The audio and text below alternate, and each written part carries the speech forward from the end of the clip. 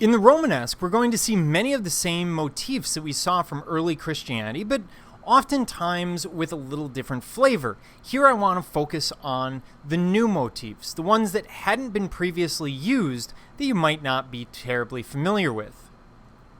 First, we have the Mandorla. This is basically a body halo, and when you see this form around a person, that is almost certainly going to be a depiction of Jesus, what's called Christ in Majesty. It's really common in early medieval and Romanesque art. We see it sometimes in the Byzantine as well. We also see what's called a Dogtooth motif. And here we see a square or a four-leafed figure, the center of which projects to a point.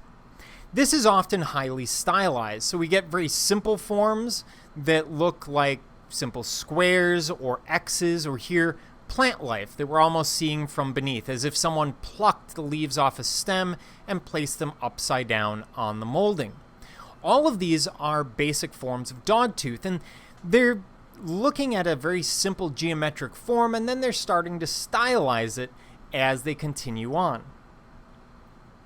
We also see, in the same vein, the nail head, which is a series of small pyramids. These are thought to represent the heads of nails. Now, in the Romanesque, all nails, all of these metallic fasteners are made by a blacksmith one at a time, and so they're going to have some variation. They would often use these square-headed nails as decoration because the more iron or brass that you can afford, the more it shows status, sort of the theme of most of Western life. So they would use these square nails to decorate doors.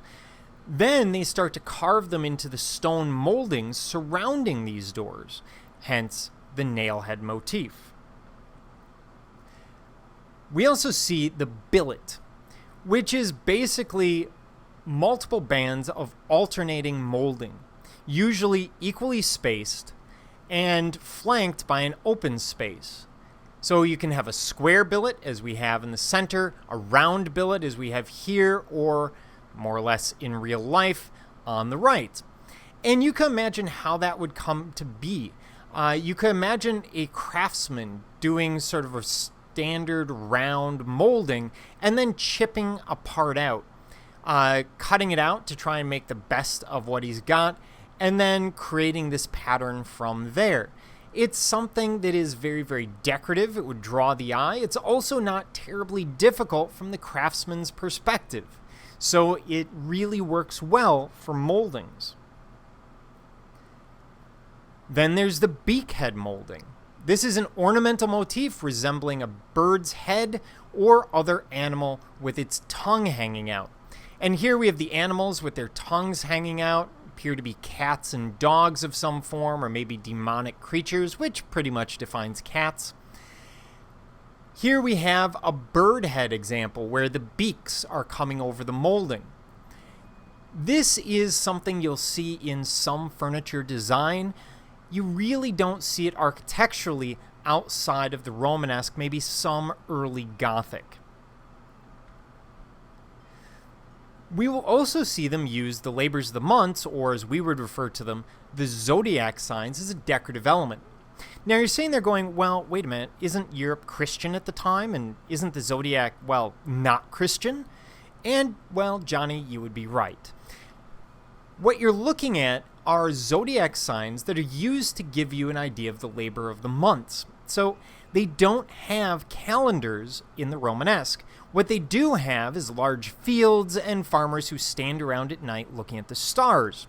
The zodiac is based on the position of those stars. If you understand the constellations, which is not difficult to teach someone, you can learn that if this zodiac sign, if this constellation is in a specific spot in the sky, then it must be February, for example.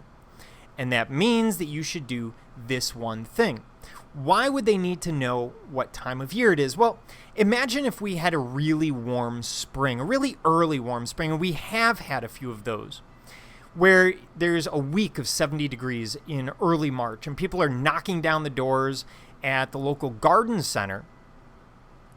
They want to plant. Well, if you're a Romanesque farmer, that's a big problem because you only have enough seed for one crop.